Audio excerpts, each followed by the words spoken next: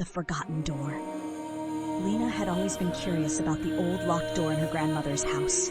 It was at the end of a narrow hallway, covered in dust and cobwebs, and no one ever spoke about it. Whenever she asked, her grandmother would simply smile and say, "Some doors are meant to stay closed." One stormy evening, while exploring the attic, Lena stumbled upon a small brass key. Something about it felt familiar. Her heart pounded as she tiptoed down the hallway and inserted the key into the forgotten door. To her surprise, it clicked open effortlessly. Beyond the door was a swirling tunnel of light. A gust of wind pulled her inside, and before she could scream, she landed on a cobbled street, not in her grandmother's house, but in a place that looked like a forgotten city from another time. Shops with glowing signs lined the streets, though no one was around. The air smelled of something sweet yet unfamiliar.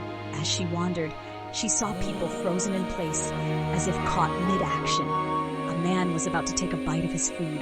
A little girl was reaching for a balloon, but none of them moved. Then she saw it, a tall clock tower with no hands. It stood at the center of the city, silent and looming. A strange boy in a dark blue cloak stepped out from behind it. His golden eyes gleamed in the dim light. "You shouldn't be here," he said. Lena stepped back. "Where am I?" "This is the city of lost time," the boy explained. "People who get stuck here forget everything, even themselves." Lena's breath caught in her throat. "How do I get back?" The boy pointed to the tower. "You must fix the clock. Time only moves when the clock does." She hesitated, but knew she had no choice. As she climbed the ancient tower, she found the missing clock hands tangled in vines at the top. With great effort, she freed them and placed them back onto the clock's face. The moment she did, the city shuddered. The people unfroze, laughter filled the air, and the boy smiled for the first time. "You did it," he said. "Time has been restored." Before Lena could say anything, the tunnel of light reappeared, pulling her back through. She landed in the hallway, the door slamming shut behind her. The brass key in her hand turned to dust. She ran to find her grandmother, breathless. "Grandma, the door?"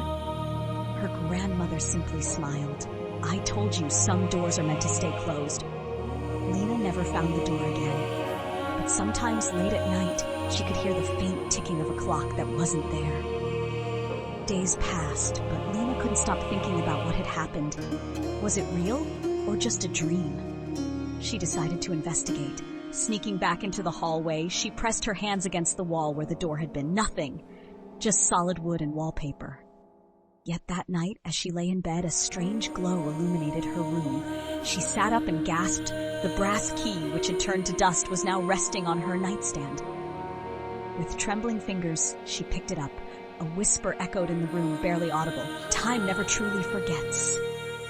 Determined, Lena waited for everyone in the house to fall asleep. She tiptoed back to the hallway, holding her breath. To her astonishment, the door was there again.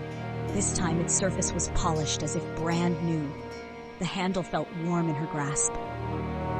Slowly she turned the key. Instead of the swirling tunnel of light, a dark void stretched before her. A low hum vibrated through the air. A voice deeper and older than before spoke from the darkness.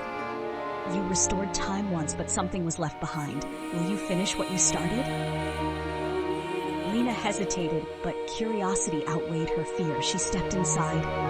The door shut behind her. And this time it did not reopen.